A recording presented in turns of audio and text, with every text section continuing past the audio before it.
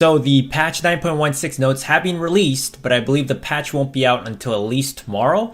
But let's take a look at the exact things that will be coming out. So Hextechs are first on the list, of course, and we've been all expecting this. The Hextech ability is basically they get to throw a bomb onto an area and then they disable items for 8 seconds. So it used to be like up to 15 seconds, which is incredible. So I'm glad to see that got reduced to 8 seconds. Even then, the 8 seconds is a very long period, and I think this is a very powerful ability. We're going to see lots of Hextech players out in the meta trying to disable each other's items. So what this means is we're going to have to play around this, maybe not combine so many items on just one champion, but spread around the items per champion. We may see less item stacking on champions. Maybe everybody will just use like one item per champion, or maybe up to just 2 items per champion. We'll have to see exactly just how overused Hextechs will be, but this ability, disabling items for 8 seconds in a certain grid range, is still very, very strong. First Hextech champion is Camille. She's a Blade Master. She costs 1 gold, and her ability is Hextech Ultimatum. Roots an enemy and forces her in-range teammates to target whoever she's fighting. So basically, she's kind of like a melee Blitzcrank. She basically just hooks onto somebody, roots them, and then your champions that are around Camille will focus that champion. Jace disrupts the enemy frontline by knocking back an enemy unit with his Thundering Blow. He then switches to his Mercury Cannon, bringing increased attack speed and range damage. He's a shapeshifter. He costs 2 gold. And basically, if you guys have seen my Hextech video, you know what Jace does. He just transforms from his melee hammer form to his ranged cannon form, and he fires away. So he's pretty cool that way. Vi targets the furthest enemy and charges towards them, knocking aside and damaging every enemy along the way. Once she gets there, she knocks her target up and damages them. She's a brawler and she costs 3 gold, so the same amount of gold as Volibear. And with Vi, you can finally do a 6 brawler build, which means you get up to 1200 health, I think, per brawler once you have 6. That's a lot of health points. I'm sure we're going to see some brawler comps coming back into the game, like the good old Volibear carry days. Finally, Jinx gets excited after her first takedown, gaining bonus attack speed. If she scores a second takedown, she pulls out Fish Bones, her rocket launcher, causing her attacks to deal AoE damage. She's a gunslinger and her cost is 4 gold. She has no mana, by the way, so she's like Vayne. It's a passive ability, and after she participates in 2 kills or assists, she gets to do a rocket launcher mode, which causes area of effect damage. I think she's going to be the strongest gunslinger class, and there's going to be a lot of competition to try to getting Jinx in the game, because I think a lot of players will go for the gunslinger build. And not just is Jinx very strong, but now you can do 6 gunslingers with Jinx, so that is a possibility. And I imagine the 6 gunslinger build to be quite difficult to get, but I think once you get them, they're going to be quite strong. But with the Hextechs, items getting disabled, and gunslingers love their on-hit items, we'll have to see exactly where this is going to be put. But I think gunslingers are going to be meta now, certainly with this new very strong champion. I think Jinx is probably the strongest Hextech champion just on paper, and I've tested out Jinx on the PvE server. I feel like she was the strongest, but once again, guys, the patch isn't exactly out yet. The meta hasn't stabilized, so we won't know until everything has actually come out. Now for systems, matchmaking, we've improved how the player matching works to prevent the streaky scenarios where you would face the same player or ghost army 2 or more times in a row. Now this should happen almost never. This should never happen, period. They should never let you fight somebody 2 times in a row. And this is one of the most, I think, frustrating part about this game. Until this patch, they're saying that this should almost never happen, but this should never happen. Everybody should be fighting a different player every single round. If there are even just, let's say, 3 or 4 players in the game remaining, you'll have to fight each person before you fight the same person again. So it doesn't matter how many players are in the game. That should always be the case. I never understood why Teamfight Tactics would have you fight against the same player twice in a row. And if it's a guy you're going to lose to, automatically you're going to lose to him automatically again. There's probably not much you can do in one turn to make a miracle happen. So, I mean, I'm glad to see this happening, that we're not going to be fighting against the same player 2 to 3 times in a row. But I don't know why it's, you know, they're still telling us that this should almost never happen, which means this could still happen. Earth overtime mode. We don't like draws. They aren't fun. So now 30 seconds into every battle, Earth overtime kicks in and speeds things up for 15 seconds. Draws are still possible, but there should be a lot less of them. Okay, so sometimes draws happen when you both can't kill each other fast enough. This is just going to speed up the battle, and it's not going to let draws happen as much, I guess. That's basically what they're trying to say here. I'm not exactly sure what all of these stats are going to do, but anyways, it's going to be interesting to see this random Earth overtime mode happening randomly. Rank changes. Teamfight tactics rank system is looking pretty good overall. Even so, we're taking stock and making a few tuning adjustments. Specifically, a couple bugs and inconsistencies made it a little more forgiving than we intended. You will now almost always be demoted if you lose LP in any game. You start at 0 LP.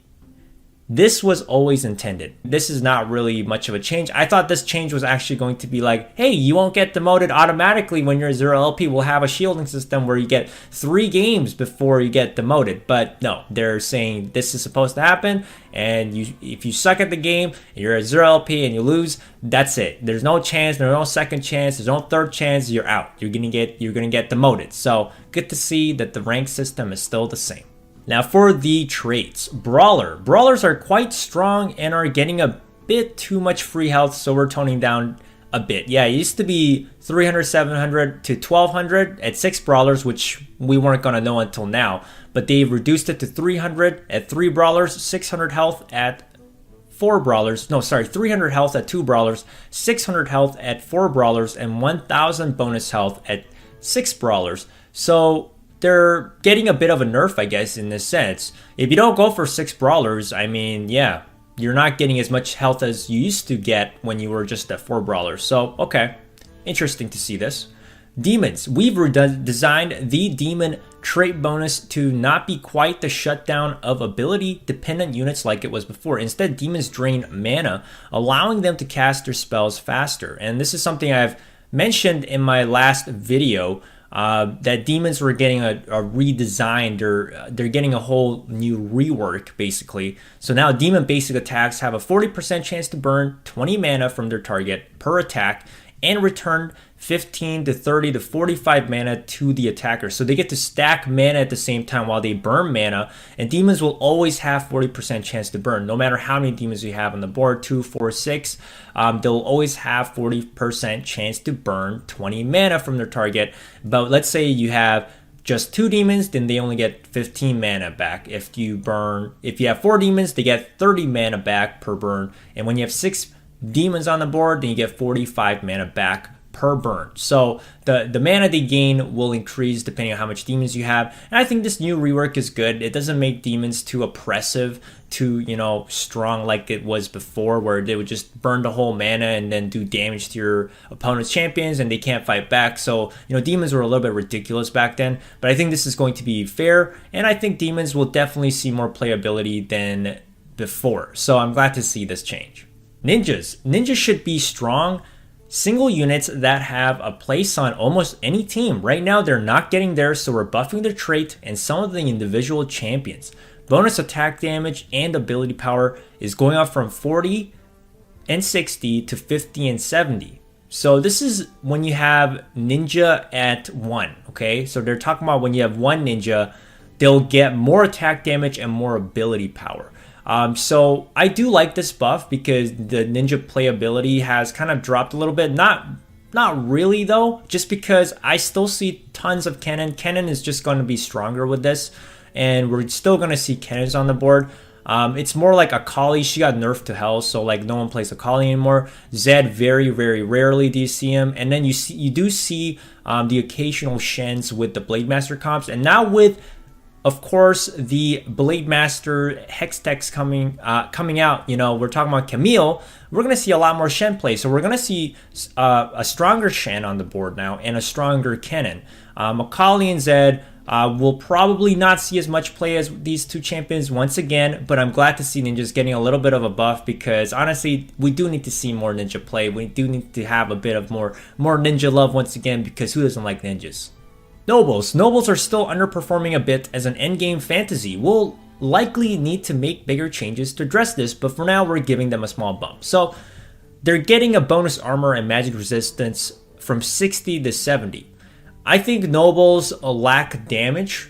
They're very good at sustaining, and if you have 6 Nobles at the late game, you're in a good spot. You can actually most likely end up in the game with top 4 position. My biggest problem with Nobles is that it's hard to get 6. Because once you have 6, you get everybody to have this bonus armor and magic resistance. It's only when you don't have 6, that's where you get screwed in the late game. Early to mid game, you might do well, but late game, your Fiora and your Lucian, this random noble synergy that you have, and only one champion getting the bonus armor and magic resistance really, it's gonna hurt your comp. So honestly, I think the problem with nobles is getting to 6, not really the bonus armor and magic resistance. I think 60 was fine. Sorcerers. 3-piece sorcerer is just a little too strong due to his versatility. Bonus ability power went down from 45% to 40% when you have 3. So I agree with this. I think sorcerers are very good, and that's why in patch 9.15b and even before patch 9.15b, pretty much after the demons got nerfed in 9.15, you saw a huge amount of sorcerer players. Like every single game has like 4 sorcerer players, even now, just because when you have sorcerers, first of all, they double the mana stacking. Okay, so they already have an innate ability to get more mana, and then they do tons of extra ability power damage. So that's why sorcerers are so dominant. And also champions like Karthus was really strong. So I think, honestly, nerfing the sorcerers is the right thing to do here because I think they're a little bit too strong right now. So I'm glad to see this small decrease in their bonus ability power when you just have 3. Wilds. Wild is still underperforming. We're giving it just a little bit more. Attack speed from 10% per stack to 12% per stack. Yeah, the only time I use Wilds is when I do Rengar. Yeah, to give him the attack speed boost. But aside from that, really, there's no point of going into a late game wild comp because most of the time, late game wilds, they're so squishy, they'll just end up dying. And it's very rare to try to even get, like, let's say all 4 wilds on the board to give everybody attack speed boost. Like, it's just not a very viable comp right now. But maybe this 12% per stack may change things, and I'm glad to see that Riot is buffing them a little bit once again.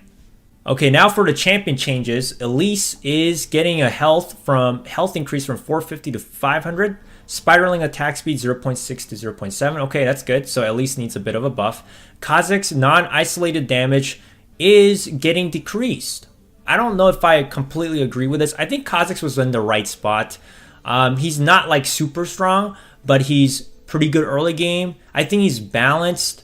He does fall off in the late game, so I don't think he needed a nerf. Maybe this might be something that Riot decided to do because of the Void True damage being quite strong right now. But it's mainly Cho'Gath that's strong, not really Kha'Zix. So this really hurts Kha'Zix's playability and also Assassin's playability. And I really, really want Assassins to kind of, make it back into the scene because they were nerfed to heck and, like, no one plays them anymore. So, like, seeing an Assassin member here getting nerfed like this sort of hurts because I don't know. I don't really completely agree with this non-isolated damage decrease, but you know what? At least they didn't nerf his isolation damage too.